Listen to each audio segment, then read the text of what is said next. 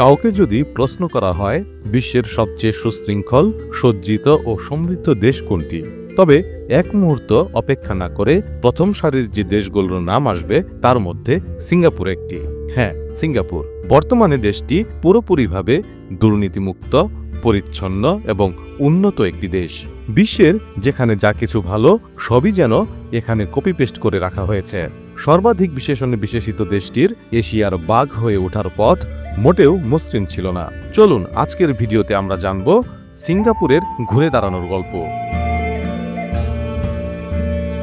এশিয়ার দ্বিতীয় ক্ষুদ্রতম দেশ সিঙ্গাপুর। মজার বিষয় হলো সিঙ্গাপুরের প্রশাসন সমুদ্রতলের মাটি, পর্বত ও অন্যান্য দেশ থেকে মাটি সংগ্রহ করে দেশটির স্থলভাগের আয়তন বৃদ্ধি করে চলেছে। 1960-এর দশকে সিঙ্গাপুরের আয়তন ছিল 582 বর্গ কিলোমিটার। বর্তমানে দেশটির আয়তন 728 বর্গ কিলোমিটার এবং 2033 সাল নাগাদ বৃদ্ধি পাবে আরও 100 বর্গ কিলোমিটার। 728 বর্গ কিলোমিটার আয়তনের এই দেশটিতে মোট জনসংখ্যা প্রায় 57,36,000। সিঙ্গাপুরের জনসংখ্যা অত্যন্ত বৈচিত্র্যময় এবং এর অনেক বাসিন্দাই বিদেশি বংশোদ্ভূত।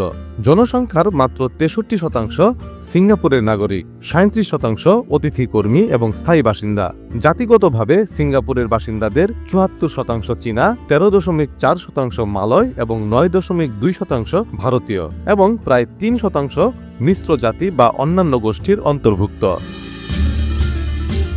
জেলেপল্লী খ্যাত দেশটি এশিয়ার অর্থনৈতিক হাব হয়ে ওঠার গল্পটি বিশ্ব অর্থনীতির ইতিহাসে একটি গুরুত্বপূর্ণ অধ্যায়।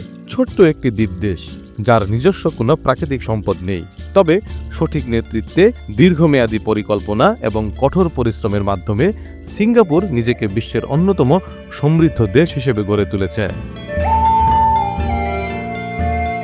আধুনিক সিঙ্গাপুরের জনক লি কুয়ান ইউ বিধ্বস্ত দেশকে আধুনিক, উন্নত এবং দারিদ্র্যমুক্ত রাষ্ট্রে রূপান্তরের জন্য সুদূরপ্রসারী পরিকল্পনা গ্রহণ করেন। তিনি ভবিষ্যৎ গঠনের জন্য কিছু গুরুত্বপূর্ণ পদক্ষেপ নেন। এই সব পদক্ষেপের মধ্যে অন্যতম ছিল আন্তর্জাতিক বাণিজ্য মনোনিবেশ, ব্যবসা বান্ধব পরিবেশ ও সরকারি খাতে দক্ষ জনবল। স্বাধীনতা অর্জনের 50 বছরের মধ্যে এশিয়ার হাব হয়ে ওঠা খুব একটা সহজ ছিল না। স্বাধীনতা অর্জনের দিক থেকে বাংলাদেশের মাত্র 6 বছরের বড় সিঙ্গাপুর। বাংলাদেশের রাজধানী যেখানে বিশ্বের অন্যতম দূষিত নগরী, সেখানে সিঙ্গাপুর এশিয়ার সবচেয়ে পরিচ্ছন্ন দেশ। পরিচ্ছন্ন ও স্বাস্থ্যকর দেশে পরিণত হওয়ার মূলে রয়েছে জনসচেতনতা। দেশটির কোথাও ময়লা আবর্জনা তো দূরের কথা, বালুকণা চোখে পড়বে না। সিঙ্গাপুরের পরিবহন ব্যবস্থা অত্যন্ত উন্নত এবং দক্ষ। শহরের পরিবহন নেটওয়ার্ক বিভিন্ন ধরনের গণপরিবহন যেমন মেট্রো, বাস, ট্যাক্সি এবং সাইকেল শেয়ারিং সিস্টেমের মাধ্যমে চলে। সিঙ্গাপুরের পরিবহন ব্যবস্থা অত্যন্ত সুশৃঙ্খলভাবে পরিকল্পনা করা হয়েছে। 1963 সালে সিঙ্গাপুর মালয়েশিয়ার অধীনে ছিল, কিন্তু রাজনৈতিক ও অর্থনৈতিক মতভেদের কারণে 1965 সালে সিঙ্গাপুর সম্পূর্ণ স্বাধীন রাষ্ট্র হিসেবে আত্মপ্রকাশ করে। স্বাধীনতার পর সিঙ্গাপুরের প্রথম প্রধানমন্ত্রী লি কুয়ান ইউ এর নেতৃত্বে দেশটি দ্রুত উন্নতির শিখরে পৌঁছায়।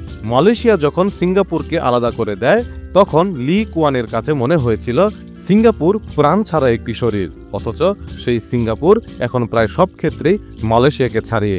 দক্ষিণ পূর্ব এশিয়ার এই দ্বীপ রাষ্ট্রটির অর্থনৈতিক অগ্রগতি বিস্ময়কর। অর্থ, শিক্ষা ও প্রযুক্তির সমন্বয়ে দেশটি হয়ে উঠেছে আধুনিক থেকে আধুনিকতর। সিঙ্গাপুরের নান্দনিক সৌন্দর্যের কারণে সিঙ্গাপুর বরাবরই পর্যটকদের পছন্দের কেন্দ্রবিন্দুতে অবস্থান করে।